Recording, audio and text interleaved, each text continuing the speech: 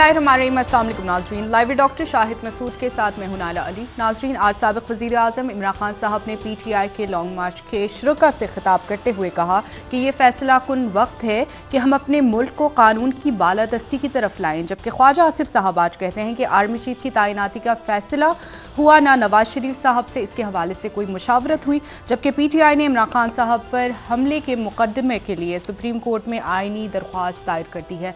इस समेत दिन भर जो अहम मौजूआत रहे उन पर बात करेंगे। हमारे साथ वीडियो लिंक पर मौजूद होंगे डॉक्टर शाहिद मसूद। अस्सलाम वालेकुम डॉक्टर साहब। वालेकुम जी, आपको भी नाज़रीन। सर, साबिक वजीर आजम इमरान खान साहब ने आज लॉन्ग मार्च के शुरुका से वीडियो लिंक के जरिए खिताब की और उन्होंने जो गुफ्तगू की उससे पहले भी अमेरिका के साथ ताल्लुकात के हवाले से भी जो बात की, हुकूमत की जानिब से उस पर शदीद तनकीद की गई और कहा गया कि खान साहब ने अपना स्टेटमेंट बदला है। मैं इस पर आपकी राय जानना चाहूंगी कि क्या जो खान साहब ने बयान दिया वो वाकई मुनासिब बयान था इन हालात में, और जिसमें हम खित्ते में मुख्तलिफ ममालिक से मुख्तलिफ ताल्लुकात इस वक्त इस्तेमाल करने में मसरूफ़ है। देखिए, इस वक्त जो भी बयानात आ रहे हैं, ये जो भी बात हो रही है, ये सब पे तज्ज़िया डिपेंड करता है कि आप इसको किस नज़र से देख रहे हैं। इस वक्त दुनिया भर में जो पाकिस्तानी हैं वो तकसीम है इमरान खान और एंटी इमरान खान। या तो एंटी इमरान खान है तो फिर शदीद तर एंटी इमरान खान है, उनको इमरान खान की शक्ल गवारा नहीं है, नाम भी नहीं सुनना। और अगर प्रो इमरान खान है तो फिर वो ज़ाहिर इमरान खान जो भी कहेंगे तो वो ठीक होगा। इस वक्त मामला जो है वो ये नहीं है। ये बहुत से जो मसाइल इस वक्त दरपेश हैं रियासत को, मेरा ख्याल है उनमें से एक ये बयान या ये हम जिस तरफ जा रहे हैं, पूरी रियासत जिस तरफ जा रही है, और ये बात जो लोग भी एनालिस्ट देखते हैं, ये गुफ्तगू सुनते हैं, जानते हैं कि मैं हमेशा ये बात कहता रहा हूँ कि इमरान खान के बाद एक ब्लैक होल आ जाएगा। और ब्लैक होल जब ये तहरीक अदम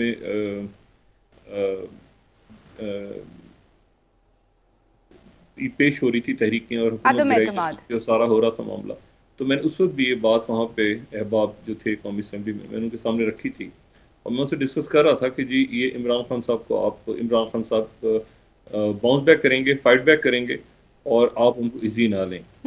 और उसकी बहुत सारी वजूहात हैं। अब देखें, इमरान खान साहब को भी ये इल्म था बहुत अरसे से कि उनकी हुकूमत को ख़तरात हैं, और ये नहीं कि अब वो आज कह रहे हैं बात, ये बात उस वक्त भी मैं वो रिपीट नहीं करना चाहता बार बार कि शहबाज शरीफ साहब पे नज़र रखें, शहबाज शरीफ साहब पे नज़र रखें। हम तो 2 साल 2.5 साल से ये बात करते रहे कि इमरान खान साहब के बहुत सारे इश्यूज ऐसे हैं जिसमें उनके प्रॉब्लम्स पैदा हो रहे हैं उनके, और वो उसमें इस्टेब्लिशमेंट के साथ उनके मामला ठीक नहीं है जी। और इस दौरान ज़ाहिर अब इमरान खान साहब को रियलाइजेशन हुई। उस वक्त इमरान खान साहब ये बात नहीं सुनते थे, पसंद भी नहीं करते थे सुनना। लेकिन असल बात जो है वो ये है कि इमरान खान साहब का अगला स्टेप क्या होगा और नवाज शरीफ साहब का अगला स्टेप क्या होगा। क्योंकि इमरान खान जो हैं, इमरान खान साहब की मैं जो बात कहता हूँ और मैं कहता रहा हूँ और मैं दोबारा कहूँगा कि वो बाउंस बैक करेंगे और वो लड़ेंगे, और वो उसकी वजह ये कि एक तो इमरान खान साहब की तबीयत अगर आप देखें, और फिर यानी जो उनका मिजाज है, वो उनका मिजाज जो है वो एक फाइटर का है। वो जो है वो फिर उनकी जो तहरीक उठी है वो एक एंटी स्टेटस को तहरीक बना के उन्होंने उठाई है। इससे कतई नज़र कि उसमें कौन सी शख्सियात हैं और कौन सी शख्सियात उसमें नई है पुरानी, इससे कतई नज़र यहाँ बात हो रही है इमरान खान की। और जब जाहिर सी बात है कि वो जब वो बने तो उसमें यही था कि चोर डाकू और जितने भी लुटेरे हैं और उनके खिलाफ एक पार्टी जो है वो मुनज़्ज़म होगी। तो ये बात आपको उस वक्त भी नज़र आई जब वो पार्टी अपनी बना रहे थे, और उसके बाद भी नज़र आई, हुकूमत में भी नज़र आई और आज भी नज़र आ रही है। और उनका ये जो मौक़िफ़ है ये बहरहाल एक बड़ा पावरफुल बयानिया है, और उस बयानिए का तोड़ जो है वो रवायती सियासी जमातों के पास नहीं है। उसकी वजह यह है कि रवायती सियासी जमातें जो हैं वो या तो बनी हैं एक बाकायदा प्रॉपर, आप समझें कि कोई मंशूर के लिखा कि मुबशिर हसन साहब के घर कोई इजलास हुआ, पीपल्स पार्टी बनी, या जमात इस्लामी आप कह सकते हैं कि जी वो अखवान से या मौदूदी साहब के फ़लसफ़े से मुतासिर हुई, सईद कुतुब साहब के और मौलाना मौदूदी साहब के फ़लसफ़े से, या ये कि और इस तरह से बहुत सारी जमातें जो हैं, तो उनमें फिर आपको या ANP की आपको एक तारीख मिलती है कांग्रेस के हवाले से, जो खुदाई खिदमतगार और वो जो भी मामला।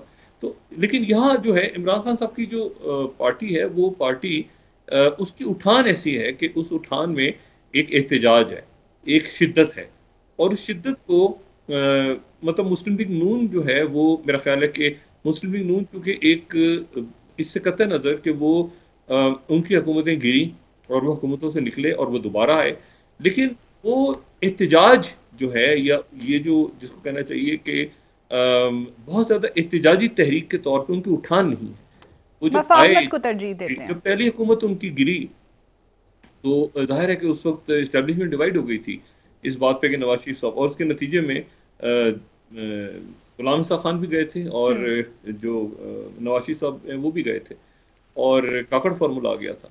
तो इसी तरह से उसके बाद भी नवाज शरीफ साहब जब जलावतनी में भी गए और फिर उसके बाद वापस आए, उनका बयानिया, उनका वोट बैंक, उनका, लेकिन उनका जो जो अंदाज है, देखें पीपल्स पार्टी में हमें नजर आता है कि उनकी हुकूमत खत्म हुई पहली हुकूमत, तो उसके बाद फिर एक एहतजाज की का रास्ता निकला और एहतजाजी तहरीक बन के सामने आई जो कि जुल्फ़िकार जिसको बाद में बेनज़ीर भुट्टो से ने डिसोन किया। लेकिन इमरान खान साहब का जो यहाँ पर जो खुद वो मौजूद हैं और उनका भी जो बयानिया है वो एक तरह से एहतजाजी शिद्दत का बयानिया है। उस बयानिए में आप किसी किस्म की कॉम्प्रोमाइज़ उनकी तरफ से तवक्को ना करें।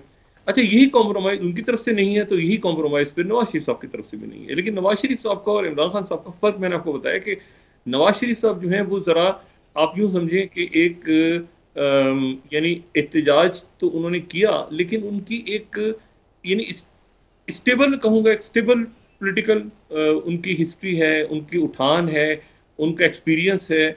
और इमरान खान साहब जो हैं वो एक शिद्दत के साथ अपनी बात करते हैं आगे। अब यहाँ पे दो शख्सियात का टकराव है बराह रास्त इस वक्त, इमरान खान साहब और नवाज शरीफ साहब। माजी में ये दोनों एक साथ भी रहे हैं, एक दूसरे को जानते भी हैं बहुत अच्छा, एक दूसरे की सियासत पे भी इनकी गहरी नजर रही है और एक दूसरे के बदतरीन इस वक्त वो मुखालिफिन भी हैं। अब इशू ये है सारा कि इस वक्त जो इमरान खान साहब का जो है वो जाहिर है कि कोई बहुत ज़्यादा कोई चीज़ टेक पे नहीं है। इमरान खान साहब जो बात कर रहे हैं कि वो जब भी अगले चंद दिनों में वो रावलपिंडी की तरफ आएंगे और फिर इस्लामाबाद का, लेकिन वो रावलपिंडी पे एम्फसाइज कर रहे हैं और बहुत बड़ा इज्तिमा होगा उनके साथ, और वो फिर उसके बाद जो है वो यहाँ पर जो है वो जो तकर्रुरी है उसको बर्दाश्त नहीं करेंगे। और उनका कहना ये है कि ये जो बाहर बैठ के फैसले हो रहे हैं, जिसकी आज ख्वाजा आसिफ साहब ने वजाहत तो की है कि कोई मुशावरत का अमल अभी नहीं शुरू हुआ, लेकिन ख्वाजा आसिफ साहब पहले कह चुके हैं कि मुशावरत दोबारा उन्होंने आज उसको क्लियर किया। लेकिन मैं सिर्फ ये कह रहा हूँ कि ये जो बाकी बातें हैं ना सारी के, जैसे पीटीआई आज सुप्रीम कोर्ट में गई है, या जो अरशद शरीफ साहब के, आजम स्वाति साहब के हवाले से मामला चल रहे हैं, या इमरान खान साहब का जो तोशा खाना का मसला आ गया, या बाकी सारे ये मामला कहीं बहुत पीछे जाते नजर आ रहे हैं। जो असल तसादुम है और असल जो बहरान है वो ये है कि यहाँ पे जो क्या स्मूथ ट्रांजिशन होती है उसका तरीक़ाकार क्या है। इसे कहते नज़र कि आप क्रिटिसाइज कर सकते हैं कि जी माजी में जब भी इस्टेब्लिशमेंट की या आर्मी की बहुत ज़्यादा सियासत में मुदाखलत रही, उससे कहते नज़र आप उस रोल को बहुत ज़्यादा क्रिटिसाइज भी कर सकते हैं, उस पर डिस्कशन भी कर सकते हैं, लेकिन इशू साथ ये है कि फ़ौज को बतौर एक अदारा भी तो आपने देखना है। आपकी सरहदों पे लोग खड़े हैं, आपकी मुख्तलिफ कोर्स हैं, आपकी कमांड्स हैं, आपकी एयरफोर्स है, आपकी नेवी है, आपकी साइबर है, आपकी मतलब बहुत कुछ है फ़ौज। तो अब इसी तरह से आपकी ब्यूरोक्रेसी है, आप उसको अच्छा कहें बुरा कहें, लेकिन बहरहाल आपके फॉरेन डिप्लोमेट्स हैं, आपकी सिविल सर्विस है, आपके तो पूरा मुल्क जो है, पुलिस सर्विस है, बाकी लोग। तो ये जो पूरा इस वक्त इशू है कि जी उनकी इस वक्त तैनाती का इशू खड़ा हो गया आके, और तैनाती अब होती है उसको कंट्रोवर्शियल बना दिया गया या वो बन गई या क्या हुआ मामला, और उसको इमरान खान साहब इस तरह से रखेंगे कि इमरान खान साहब को इससे स्टेक पे नहीं है कुछ, मतलब वो इलेक्शन होता है तो हो, और अगर नहीं भी होता तो वो उनकी तरफ से वो कहते हैं माई वे और हाईवे वाली बात है, वो मतलब जो भी होता है उसका नतीजा, तो वो बहरहाल आगे बढ़ रहे हैं तेजी के साथ। वो बात इलेक्शन की कर रहे हैं, लेकिन इलेक्शन होता है नहीं होता उससे उनकी सिर्फ से नहीं पड़ता। नवाज शरीफ साहब यहाँ पे बिल्कुल एक स्टांस ले चुके हैं, और नवाज शरीफ साहब का जो स्टांस है वो हमने माजी में देखा है, और नवाज शरीफ साहब जब जिद पकड़ते हैं तो फिर जिद पकड़ लेते हैं, जिद पकड़ेगी नवाज शरीफ साहब ने। उन्हें किसी सूरत, ये मैंने आपसे कहा ना कि 2-3 दफा हुकूमत डिजॉल्व करने की बात दरमियान में चली थी शहबाज शरीफ साहब के थ्रू, और उसमें उस वक्त भी चली थी जब ये 25 मई का वाकया हुआ, से पहले हमें पता है 20 मई को ये हो गया था कि शायद वो कमिटियां डिजॉल्व करने की तकरीर भी तैयार हो गई थी, सारा कुछ हो गया था। ये नवाज शरीफ साहब ने कहा नहीं, जो है जो करना है इमरान खान ने करें और मैं तो आगे जाऊंगा। इसी तरह से तो नवाज शरीफ साहब जो हैं वो यहाँ पर खुद इस वक्त मामला को देख रहे हैं बैठ के। और उनकी तरफ से मुल्क वापस आने का ऐलान भी हुआ है। अब वो किस हद तक वो उस पर अमल कर पाते हैं नहीं कर पाते वो आने वाले चंद रोज बताएंगे। लेकिन ये मामला बढ़ रहा है तसादुम की तरफ, और तसादुम की तरफ ये बढ़ेगा और हिद्दत आएगी इसमें। ये जो मैंने आपसे कहा ना कि जैसे ये मामलाते हैं सारे आजम सौती साहब के या तहकीकात की पंजाब पुलिस क्या कर रही है, या इमरान खान साहब पे जो है वो हमलों का खतरा है, आज उन्होंने जो लगा लिए बुलेट प्रूफ वगैरह सारे शीशे, तो ये बढ़ेगा आने वाले दिनों में। और मैं आपको सिर्फ एक बात, मैं आगे बात करने से पहले आपको सिर्फ एक बात ये बताऊं कि देखिए इस वक्त ये जो तमाशा है ज़्यादा से चल नहीं सकता, इसको किसी ना किसी तरफ ही जाके बैठेगा। और मुझे ये लगता है कि अभी इस वक्त अगर कोई फरीक दरमियान में ना आया या तो स्टैब्लिशमेंट दरमियान में आए, अदालतें तो दरमियान में नहीं आएंगी और उनको आना भी नहीं चाहिए। और ये अदालतों के मामला भी नहीं है कि अदालतें सारे फरीकों को बुलाएं और कहें कि आप यहाँ बैठें और जो है वो मसाइल को हल करें। मुझे इसमें अदालतें कोई रोल प्ले करती नजर नहीं आ रही, इस्टेब्लिशमेंट भी इस वक्त कोई रोल प्ले करती नजर नहीं आ रही। लेकिन ये बात बड़ी इंपॉर्टेंट है कि इस्टेब्लिशमेंट की फिर सोच क्या है इस वक्त जो एक चाहे वो जनरल हो या वो कोई सिपाही हो, उसके जहन में क्या सवालात खड़े हो रहे हैं इस वक्त, और वो कैसे देख रहे हैं, और या जो रिटायर्ड ऑफिसर्स हैं वो कैसे देख रहे हैं इन तमाम मामलों को। तो ये बात, और ब्यूरोक्रेसी कैसे देख रही है। सर, इदारों की जानिब से बहुत क्लियरली ये कहा गया है कि हम सियासत का हिस्सा नहीं बनेंगे। DGISPR की जानिब से भी इसकी वजाहत की गई। उसके बाद अगर दोबारा से कोई सालिसी का किरदार भी अदा किया जाता है तो फिर वही सियासी जमातों की जानिब से क्या आप समझते हैं कि ये नहीं कहा जाएगा कि आप दोबारा से सियासत में आ रहे हैं और एक पार्टी उस पर तनकीद कर सकती है? इस तरह हमने माजी में देखा है। नहीं देखिए जी, ये मेरा ख्याल है मामला तो तसादुम की तरफ जा रहे हैं अभी तक। और मैंने आपसे कहा ना कि इसमें ये सारा डिपेंड करता है कि आप राय किस तरफ दे रहे हैं बैठ के। अगर तो आप मतलब या तो आप इमरान खान के खिलाफ हैं तो आप तस्वुर भी ये बात भूल जाएं कि कोई बात फिर इमरान खान की आपको अच्छी लगेगी, और अगर आप इमरान खान के साथ हैं तो फिर ये भूल जाएं कि इमरान खान की बात आपको कोई बुरी लगी। तो इस वक्त जो है वो बुनियादी तौर पर सारा जो तमाम सियासत है वो इस वक्त मैं ये भी नहीं कहूंगा कि वो पार्टियों की सियासत रहेगी। वो जैसे एक भुट्टो और एंटी भुट्टो वोट था, तो इसी तरह से एक इमरान खान और एंटी इमरान खान वोट है। इसमें दो तकसीमें हैं कंप्लीट। बाकी अब आप किस पार्टी के हैं किस पार्टी के नहीं है, कौन सी 13 जमातों में से किसके हैं, ये सारे रेलिवेंट हो गए। और दो शख्सियत जो आमने सामने खड़ी हैं वो नवाज शरीफ और इमरान खान साहब हैं। अच्छा, अब इसमें जो और दोनों की अपनी तबीयत है। जो नवाज शरीफ साहब है वो भी अपने आप को एक आप समझें कि जो कुछ उनकी हुकूमत के साथ हुआ वो समझते हैं कि जिस तरह उनकी हुकूमत गिराई गई और जो कुछ हुआ उसके बाद उनके साथ और उनकी साहबजादी के साथ और बेगम कुलसूम नवाज साहबा के साथ और बाकी शख्सियात के साथ, तो वो भी जो है वो अपना सब्र करके बैठे हुए हैं सारा। लेकिन वो भी किसी तरह से स्पेयर करने की मूड में नहीं है। हाँ। और इधर से इमरान खान भी किसी किस्म की लचक दिखाने की मूड में नहीं है। अभी मामला थमेगा कहाँ, ये तो आने वाले दिनों में कहते हैं अनटेस्टेड वाटर्स की तरफ हम जा रहे हैं। और इसमें मैं एक आध बात इसमें और करूं और उसके बाद फिर मैं दोबारा आता हूं मुल्की सियासत पे। देखें, एक तो शी जिनपिंग की आज मुलाकात जो प्रेसिडेंट बाइडेन से हुई है ये बहुत इंपॉर्टेंट है। यानी आप ये देखें कि बाली के अंदर जो शी जिनपिंग चाइना के प्रीमियर और अमेरिका के प्रेसिडेंट, ये तारीखी मुलाकात है, इसके दूरस्थ असरात होंगे। दोनों तरफ से अमन की बात हुई है और दोनों तरफ से कहा गया है कि जी सेक्रेटरी ब्लिंकन अब शायद चाइना का दौरा करें। और लेकिन टेंशन अपनी जगह मौजूद रहेगी। ये एक तवील लंबी कोल्ड वॉर है। और उसके साथ ही एक चंद मिनट अगर हो तो मैं इस पर बात करूं अपनी। वो बात ये है कि जो टर्की में हुआ है, जो इस्तांबुल में हुआ, ये इसको देखना बड़ा ज़रूरी है। वहाँ पर कुछ 7 या 8 है वो अफराद जहाँ वक्त हुए, और इस्तिकलाल स्ट्रीट जो है जो कि तकसीम स्क्वायर के पास है, वहाँ पर ये ब्लास्ट, और उसमें एक खातून को उन्होंने गिरफ्तार किए जो कि शाम से सीरिया से आई थी। वहाँ पर तुर्की बहुत बड़ी तादाद में दुनिया भर से लोग जाते हैं, बहुत मोहब्बत करते हैं तुर्की के साथ। वहाँ पे टूरिज़्म भी है, वहाँ पे बिजनेसेस भी हैं और बड़ा खूबसूरत मुल्क है। वहाँ पर ये जो वाक़या है इसकी जिम्मेदारी जो है वो कुर्दिस्तान वर्कर्स पार्टी पे डाली है हुकूमत ने। Kurdistan workers party PKK। अब ये जो PKK है ये आप यूँ इस तरह से समझें कि जो यानी 70 की दिहाई में जो मार्क्सिस्ट थे, वहाँ पर एक ग्रुप बना मार्क्सिस्ट, और बिल्कुल एक्सट्रीम साइड पे जो बाएं बाजू के अच्छा। लोग थे, उन्होंने वहाँ पर अनकरा यूनिवर्सिटी के एक टीचर थे अब्दुल्ला ओगलान। तो अब्दुल्ला ओगलान के साथ जो है वो उनकी क़यादत में फिर ये ग्रुप सारा जमा हुआ और इन्होंने आज़ाद कुर्दिस्तान के लिए तहरीक चलानी शुरू की। सही। कुर्दिस्तान जो है ये हमें सल्जूक तारीख में मिलता है, कुर्दिस्तान। सर। और इसमें एक शुमाली कुर्दिस्तान जो ऑपरेटर दिखाते हैं मैप इसका, वो कहते हैं कि जी इसमें जो जनूब मशरकी तुर्की है वो शुमाली कुर्दिस्तान है, और जो शुमाली इराक है वो जनूबी कुर्दिस्तान है, और जो ईरान का शुमाल मगरबी हिस्सा है वो मशरकी कुर्दिस्तान है, और जो शुमाली शाम है सिरिया वो मगरबी कुर्दिस्तान है। तो जी। ये एक बड़ा सा कुर्दिस्तान वो तस्वुर करते हैं। और ये बेसिकली जो कुर्द हैं ये ईरान से इनका ताल्लुक है, कदीम ईरान से, और उसके बाद ये आके ये सेटल हो गए उन इलाकों में जो कि यानी जो इलाके जो हैं वो अब स्कैटर्ड हैं, यानी आप उनको किसी एक तरह से एक नक्शे में नहीं बना के दिखा सकते।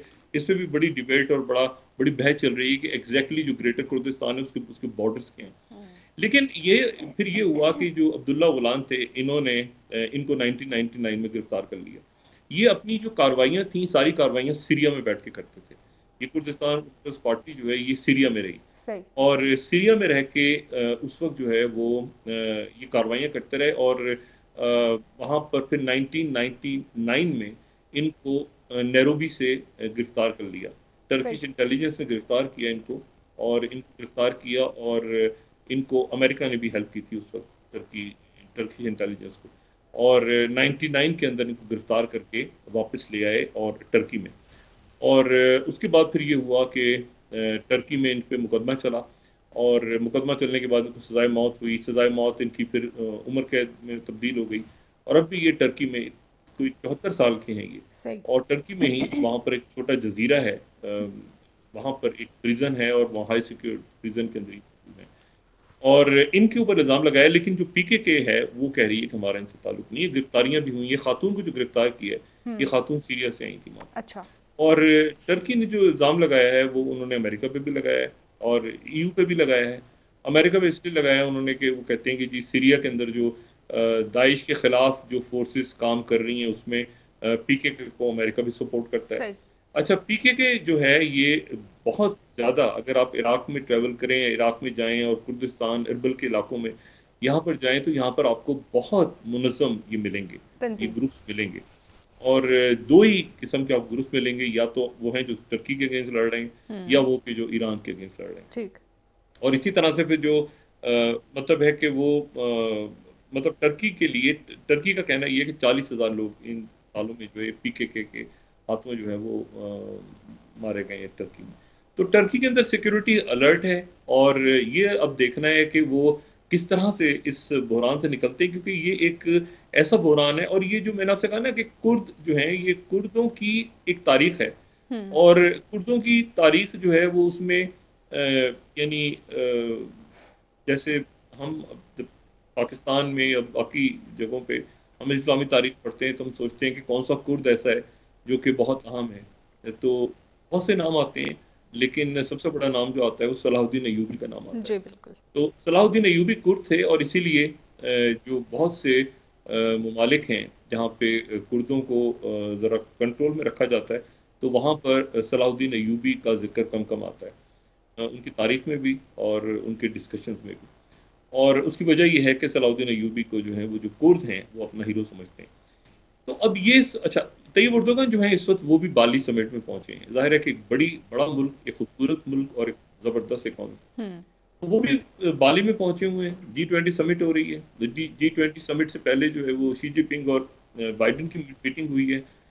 तमाम दुनिया के लिए ये बहुत इंपॉर्टेंट है, और खित्ते में जो जो कुछ हो रहा है पूरे दुनिया में, अब असल बात ये है कि वो तमाम जो लोग हैं इस वक्त वो ये देख रहे हैं कि पाकिस्तान में क्या हो रहा है, और पाकिस्तान में जो कुछ हो रहा है ये कोई आपका ना कोई कोई इस तरह समझे कि कोई पीकेके टाइप इशू चल रहा है कि जो सदियों से चल रहा है वहाँ पर, सल्जूकों के ज़माने से वो लड़ रहे हैं अपनी कुर्दिस्तान के लिए। ये बाद में फिर उसके बाद ये इनका एग्रीमेंट हो गया था ऑटोमन्स के साथ। और जब ये फर्स्ट वर्ल्ड वॉर ख़त्म हुई तो ऑटोमन एम्पायर ख़त्म हुई, तो इनको जो सेवरस, ट्रीटी ऑफ सेवरस के तहत इनको कहा गया, अलाइज ने कहा कि आप यहाँ पर जो है ये इलाका आपके पास नहीं होगा, इंडिपेंडेंस दे रहे हैं। तो कमाल अतातुर्क जो है उस वक्त, कमाल अतातुर्क ने अपनी फौजें भेजी तुर्की की और इन इलाकों पे कब्जा कर लिया और ये इलाके छोड़ने से इनकार कर दिया। तो ये इलाके जो हैं, ये इलाके पहले सफ़ीज़ और उस्मानीज़ के दरमियान ये डिस्ट्रीब्यूट हो गए थे, जो कुर्दिस्तान के इलाके थे। लेकिन बाद में फिर ये हुआ कि यहाँ पे जो टर्की आ गया, कुछ इलाके सीरिया वगैरह में रह गए जहाँ सब कार्रवाइयाँ करते हैं बैठ के, और कुछ इलाके जैसे यूरोप में मौजूद हैं बहुत बड़ी तादाद में, अमेरिका में मौजूद हैं, बहुत जगहों पे मौजूद हैं और बड़े मुनज़्ज़म है, कुर्द बड़ी ज़बरदस्त कौम है। लेकिन ये जो कुर्दिस्तान का इशू है, ये एक ऐसा इशू है जो कि जिसको इंडिपेंडेंट कुर्दिस्तान का, जिसको जो टर्की के लिए एक प्रॉब्लम है फॉर मतलब ईयर्स। मतलब मैं आपसे बात कर रहा हूँ ना कि 72 में ये पीकेके बनी थी और ये हम 2022 में मौजूद हैं। और ऑल्दो के उनके जो लीडर हैं अब्दुल्ला ओर्दोगान, वो मौजूद है प्रिजन के अंदर, लेकिन और मौजूद है 99 से, लेकिन उसके बावजूद जो है वो ये वहाँ पर कार्रवाइयाँ भी हो रही हैं और उसमें जो है वो जाहिर है कि टर्की के बॉर्डर्स बहुत सारे इश्यूज हैं। एक खूबसूरत मुल्क, जब भी कोई मुल्क प्रोग्रेस करता है, कोई तरक्की करता है, अपनी एक इंडिपेंडेंट पॉलिसी लेके चलता है दुनिया में, तो उसको इस तरह के प्रॉब्लम्स देखने पड़ते हैं। तो हम तो बेहतरीन दुआ कर सकते हैं कि टर्की जो है वो इन मसाइल से निकले जल्द से जल्द और वो इंशाल्लाह निकल जाएगा। लेकिन इसमें जो इम्पोर्टेंट बात मैं जो बात कह रहा हूँ, वही कह रहा हूँ कि पाकिस्तान की जो इशू है, पाकिस्तान का कोई ना हिस्टोरिकल इशू चल रहा है, एक वॉर ऑन टेरर बहुत बड़ी जो कि आपने ख़त्म की, लेकिन वो ख़त्म हुई भी, लेकिन वो पड़ोस में स्टेबिलिटी कायम नहीं हुई और हमें उसका इदराक नहीं हुआ। फिर उसके बाद ये सेंट्रल एशिया के साथ हमने लॉन्ग टर्म क्या प्लानिंग्स करनी है, हम उस पर मतलब एक हमने किस तरह से आगे बढ़ना है रीजन के अंदर, हमने दुनिया में कैसे बढ़ना है। वो मिडल ईस्ट के मुल्क आपको देख रहे हैं, चाइना आपको देख रहा है, रशिया आपको देख रही है। बयानबाजी तो अपनी जगह है, लेकिन जो आपका प्रैक्टिकल काम हो रहा है, जिसमें आपके पाकिस्तानीज हैं, जिसमें उनके कॉन्सुलेट्स के साथ, उनकी एम्बेसीज के साथ, उनकी फॉरेन ऑफिस, आपकी मिलिट्री लीडरशिप, आपके बाकी लोग, आपके पॉलिटिशियंस जब इंटरेक्ट करते हैं उनके साथ, तो वो किस कदर अजीब व गरीब, और आपके जो आम पाकिस्तानी हैं वो बाहर जाएंगे, वो जाके बात करेंगे क्या इशू है तुम्हारे मुल्क में, तो क्या डिस्कस करेंगे, पीछे क्या हो रहा है। जो बात हो रही है पीछे, वो कोई ना इलेक्शंस की बात हो रही है, ना कोई पॉपुलैरिटी की बात हो रही है। इस वक्त तो मामला तसादुम की तरफ जा रहा है। इमरान खान साहब को अगर फर्ज करें, देखें इमरान खान साहब को इस बात का अगर इस बात को उनको अच्छी तरह इल्म है कि इलेक्शन दबाव डाल के वो नहीं ले पाए, और इलेक्शन जो है वो नवाज शरीफ साहब भी अच्छी तरह जानते हैं कि मतलब वही मैंने कहा कि वो कहते हैं कि अच्छा ठीक है भाई, आप करवा के देख लो। और इस वक्त अगर कुछ होता है, ऊपर नीचे हो जाता है सेटअप, तो वो शायद नवाज शरीफ साहब भी कहेंगे कि भाई ठीक है, ये तो हुकूमत से चलने नहीं दिया गया, मेरी हुकूमत थी, पहले भी ऐसा होता रहा। और इस वक्त जो है वो इमरान खान साहब अगर ये सेटअप गिर जाता है, तो वो इमरान खान साहब अच्छा ठीक है। डॉक्टर साहब एक ब्रेक का वक्त हुआ है, वापस आके लेकिन इसमें अब आपसे कह रहा हूँ ना कि इसमें इनको बैठ के बात करनी होगी। बिल्कुल सर, बिल्कुल मुज़ाकरात के लिए एक टेबल पर आना पड़ेगा। ब्रेक ले लेते हैं डॉक्टर साहब, वापस आके बात करेंगे आपसे मजीद। नाज़रीन एक ब्रेक हमारे साथ रही है।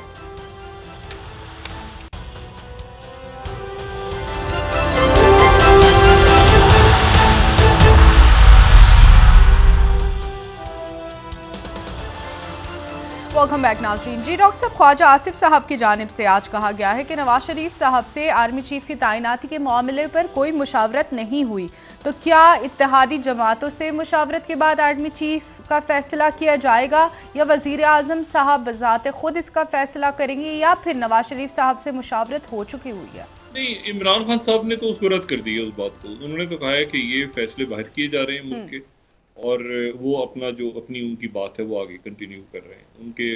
वो तो मैंने आपसे कहा कि बयानात और ये सारे मामला जो हैं, अब जब तक कि कोई बड़ा ब्रेक थ्रू नहीं होता इनके दरमियान, या तो पॉलिटिकल फोर्सेस बैठेंगी।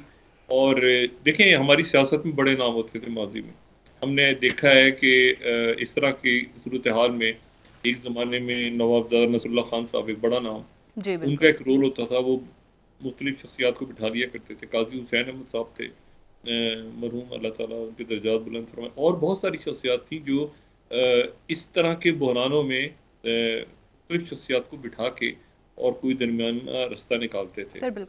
वो ऐसी शख्सियात भी अब नहीं है। पॉलिटिक्स बहुत पोलराइज्ड है, बहुत ज़्यादा, बहुत एक्सट्रीम से जा चुकी है सियासत।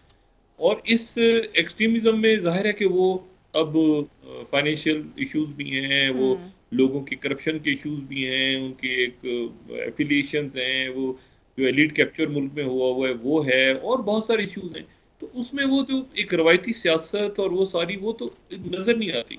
बेसिकली हंगर गेम्स हैं, और उन हंगर गेम्स के अंदर कहीं कहीं कोई आपको सियासत या उसमें आपको एक तरीके से बातचीत का आपको हल्का सा कोई इशारा कहीं नजर आता है। बाकी तो आपको बिल्कुल ऐसे लग रहा है कि जैसे इस वक्त लोग लड़ने मरने को तैयार हो गए हैं हमारे बदकिस्मती के साथ। और इसमें ये दोनों तरफ जो है ऐसे लोग मौजूद हैं जो कि इस बात की मुकम्मल सलाहियत रखते हैं कि वो मामला को मुज़ाकरात की तरफ लेके जाएं। लेकिन जाहिर है कि जब क़यादतें फैसला करेंगी तो वो मुज़ाकरात की तरफ जाएंगे। और क़यादतें तो इमरान खान साहब का आप लोगों ने अगर देखें, या आप नवाज शरीफ साहब के जो इक़दाम हैं वो देखें, तो इस वक्त तो कोई भी शख्स कोई भी यही आप देखें ना, नवाज शरीफ साहब जो हैं उन्होंने वो इलेक्शंस पे चले जाते मई के अंदर, या वो उससे पहले या उसके बाद, जब 2-3 दफा बात हुई है शहबाज शरीफ साहब की तरफ से कि हुकूमत को डिसॉल्व किया जाए। लेकिन नवाज शरीफ साहब ने स्टांस रखा कि नहीं, सवाल ही पैदा नहीं होता। क्यों क्यों मतलब हमने लिया हुकूमत तो हम पूरा करेंगे अपनी टर्म, तो हम क्यों जाएं जल्दी इलेक्शन पे। और इमरान खान साहब जो हैं वो मैंने पहले ही कहा कि इमरान खान साहब का एक मिजाज है। अब इमरान खान साहब जो है, मैं जो बात आपसे कह रहा हूँ कि एक जारहाना मिजाज है उनका। आप उनकी ये देख लेना टाइगर फोर्स या बाकी जो उनकी बात, यानी उनकी आप देखें कि अल्फाज का भी जो चुनाव है, वो जो अपनी फोर्सेस बनाते हैं या जिस तरह वो सियासत करते हैं जारहियत के साथ, तो वो उसमें ये जो रवायती सियासत है, जो एक आप जिसमें कहें कि कहीं कहीं आपको शाह महमूद कुरैशी या असद उमर जो है वो आपको नजर भी आता है कि वो इसमें फिट होते हैं। लेकिन हम्म। कहीं कहीं आपको ये भी लगता है कि वो उस तरह से बातचीत करते हुए इमरान खान साहब की तरह बातचीत करते हुए जो है, इमरान खान साहब को भी वो जारहाना अंदाज में या बाकी उस अंदाज में बात की जाए तो वो लोग पसंद आते हैं ज़्यादा। मेरा सिर्फ कहने का मकसद ये है कि ये टकराव की तरफ जा रहे हैं, तसादुम। इस तसादुम में अगर ये तसादुम होता है, जिसकी तरफ ये मामला बढ़ रहे हैं और ये बातचीत नहीं होती, इसमें सवाल ये कि इसमें नुकसान किसका होगा? इसमें नुकसान रियासत का होगा। जी। ये जो आर्मी चीफ के हवाले से बात चल रही है, ये बात चल रही है एक न्यूक्लियर कैपेबल स्टेट की बात चल रही है। और मैं आज देख रहा था कि कराची में जो एग्जीबिशन हो रही हैं मुख्तलिफ डिफेंस के हवाले से, वहाँ पे पाकिस्तान अपने ड्रोन्स डिस्प्ले कर रहा है। पाकिस्तान अपनी जो लेटेस्ट टेक्नोलॉजी पाकिस्तान में बन रही है वो हम्म। पाकिस्तान दिखा रहा है पूरी दुनिया को, आइडियाज़। और एक और कॉन्फ्रेंस वहाँ पे हो रही है। तो अब ये एक तरफ तो ये सारे काम चल रहे हैं, ठीक है। दूसरी तरफ आपकी ये, मुझे नहीं पता कितने अरब का मजीद IMF की तरफ से कंडीशंस आ रही हैं कि बोझ डालना है लोगों पे। उसके लिए क्या हमारी हिकमत अमली है, किस तरह से हमने फ्लड को देखना है, स्मॉग आ रही है पंजाब में आगे, तो ये कैसे हमने देखना है सारे इश्यूज को। और गैस की लोड शेडिंग शुरू होने वाली है।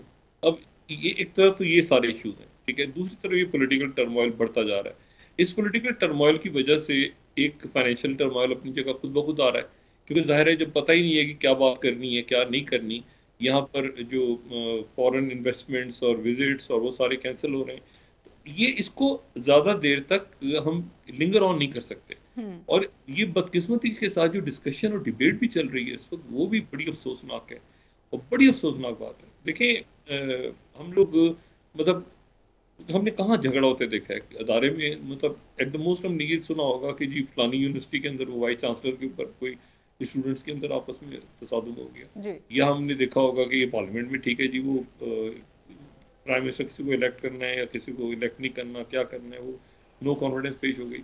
लेकिन हमने इस तरह से अदारों के ऊपर कभी भी नहीं, सुप्रीम कोर्ट के जजेस के ऊपर कभी छोटी सी खबर आती है, हाई कोर्ट के जजेस पे हल्की सी खबर आती, बात निकल हम्म। जाती है आगे, चीफ सेक्रेटरी लगना होता है, लग जाते हैं लोग। ये हमने कभी नहीं सुना, कभी नहीं सुना कि इस तरह से ये एक न्यूक्लियर स्टेट के जो आर्मी चीफ हैं उनकी तैनाती पे इस तरह से तनाज़ा कहीं पर भी तस्वुर भी करे कि इस तरह से तनाज़ा खड़ा हो जाएगा। अब सोचें कि इस वक्त जो है अमेरिका या इंडिया या चाइना या रशिया या बाकी लोग पाकिस्तान की टर्मोइल किस तरह देख रहे हैं बिल्कुल और सही। उनके एहसासात क्या हैं, और वो इस तमाम गुफ्तगू को किस तरह से नोट कर रहे हैं, और क्या यहाँ पे डिप्लोमेट्स और बाकी लोग जो हैं अपने अपने मुल्कों को रिपोर्ट भेज रहे होंगे। तो मुझे तो, मैं तो सिर्फ इस पे शिद्दत का शदीद अफसोस का इजहार करते हुए गुजारिश ही कर सकता हूँ कि यहाँ पर इस डिस्कशन को बराए करो रोका जाए। और तसादुम की तरफ तो अगर बढ़ेंगे तो उसमें सबका ही नुकसान है। इसमें किसी का फ़ायदा नहीं होगा। और ना इसमें कोई हमारी तरबियत अच्छी होगी बच्चों की, ना हमारी जो लोगों का इसमें कोई फ़ायदा होगा, भला होगा, इसमें नुकसान होगा। और ये जो हम बड़ी मुश्किल से पाकिस्तान एक ऐसी सूरत हाल से निकला है, यहाँ से देखें अमेरिका निकल के गया अभी। आप क्या समझते हैं कि यहाँ पे सुकून आ गया सारा? एक ग्रेटर गेम शुरू है यहाँ पे, वो चलता रहेगा, वो सेंट्रल एशिया में है, वो चाइना अमेरिका वॉर है, फिर यहाँ पर बेसिस आनी है, फिर कौन सा मुल्क कैसे। अब पाकिस्तान क्या, पाकिस्तान जो है, अब जरा तसव्वुर करें कि सीपैक के वो चाइना देख रहा है कि भाई ये बेल्ट एंड रोड, उनका बेल्ट एंड रोड इनिशिएटिव सबसे बड़ा इनिशिएटिव उनका, वो आप यहाँ से अपॉर्चुनिटीज खोते जा रहे हैं। इसी तरह से वो सेंट्रल एशिया के साथ आपने क्या मामला किए, इतनी सारी कॉन्फ्रेंसेज हुई, हम बड़ा ज़बरदस्त वहाँ इंटरेक्शन हुआ, तो सारा कुछ हुआ पिछले चंद सालों में। तो अब उसकी क्या प्लानिंग आ गई, सारी चीज़ें स्टेल हो गई क्योंकि आप कमिटमेंट को कर नहीं पा रहे दुनिया से, क्योंकि वो दुनिया ये देख रही है कि भाई ये तो पता नहीं है कल या नहीं है, ये सेटअप है नहीं है, ये सेटअप है नहीं है, तो स्टेबिलिटी तो नहीं आ रही। इसी तरह से आईएमएफ तो अपनी जगह से वो बात कर रहा है कि भाई आप हमसे पैसे लेके गए थे, आप बताएं कि आपने टैक्सेस लगाए कि नहीं लगाए, आपने पैसा वापस किया कि हमें कोई इस बात से गर्ज नहीं है कि आपके मुल्क में क्या हो रहा है, उनको अपना पैसा लेना है वापस।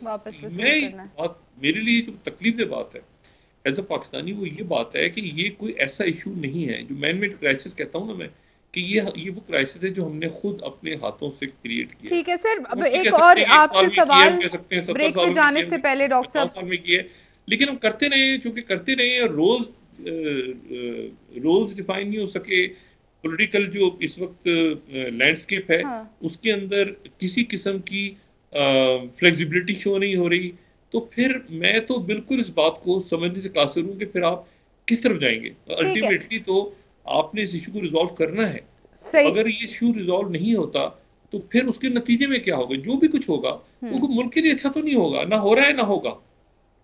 बिल्कुल ठीक कह रहे हैं सर। आर्मी चीफ के मामले पर बारहा हम बयानात सुन रहे हैं। खान साहब की जानिब से जो कहा गया है कि हम अदालत में जाएंगे क्योंकि एक मफरूर से आपने मुशावरत करने की कोशिश की है, क्या कोई कानूनी तरीक़ाकार है, इसके खिलाफ अदालत में कोई कार्रवाई हो सकती है कि आप? मेरा नहीं ख्याल इसमें अदालतें आएंगी दरमियान में। अच्छा। और अदालतें थोड़ा सा अपने आप को पीछे भी करेंगी और वो पीछे रह भी गई हैं, और वो होना भी चाहिए। पॉलिटिकल इश्यूज हैं, अब इसमें आप क्या अदालत से कल कहेंगे कि जी आप आर्मी चीफ को अदालत अपॉइंट करें, तो ये तो अजीब सी बात होगी ना। अदालतों पे भी उतना ही बोझ डालना चाहिए जितना अदालतें संभाल सकें, और जो कानूनी दायरा इख्तियार है। पॉलिटिकल इश्यूज में आप उनको क्यों बार बार अदालतों को खींच लेते हैं हम लोग।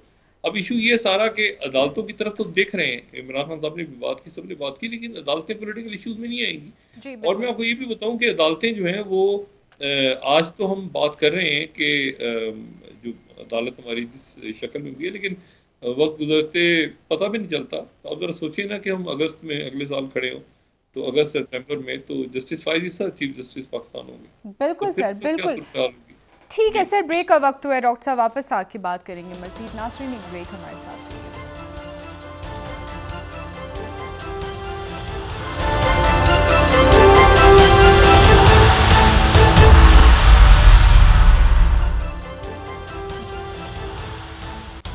वेलकम बैक नाजरीन। जी डॉक्टर साहब, आज पीटीआई की जानिब से सुप्रीम कोर्ट में साबिक वज़ीर आज़म इमरान खान साहब के पर हमले के खिलाफ एक दरख्वास्त, आईनी दरख्वास्त दायर कर दी गई है। क्या सुप्रीम कोर्ट ज़ाती हैसियत में इस पर कोई तहकीकात करवाएगी, जैसे सू मोटो एक्शन लिया जाता है? ये कानूनी तरीक़ाकार क्या होगा इसका?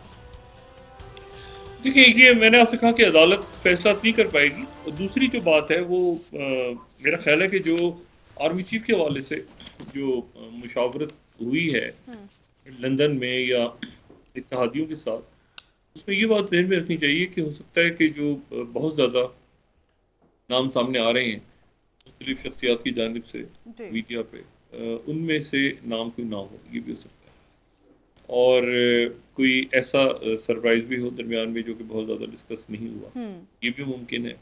और लेकिन इसमें असल बात ये है कि फौरी तौर पे कोई अनाउंसमेंट गालिबन नहीं है। ये अनाउंसमेंट जो है ये अगले हफ्ते से, जैसे ख्वाजा आसिफ साहब ने कहा कि अगले हफ्ते से स्टार्ट होगा प्रोसेस, तो उस वक्त तक जो तनाव है वो तो अपने अरूज पे होगा।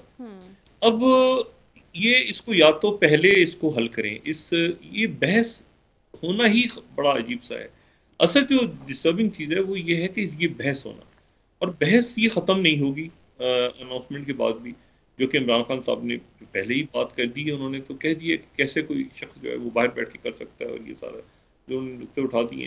तो उसके बाद अब इशू ये आ रहा है सारा कि देखें, एक तो ये कि इस तरह ये नहीं कि पाकिस्तान में नहीं हुआ, ऐसे शायद दुनिया में कहीं नहीं हुआ, कहीं पर भी नहीं हुआ, कहीं पर मुझे तारीख में, हालियत तारीख में या उससे पहले शायद कहीं बादशाहतों वगैरह के दौर में ऐसा होता हो, लेकिन मॉडर्न हिस्ट्री में तो इस तरह से कोई हमें तनाज़े नज़र नहीं आता।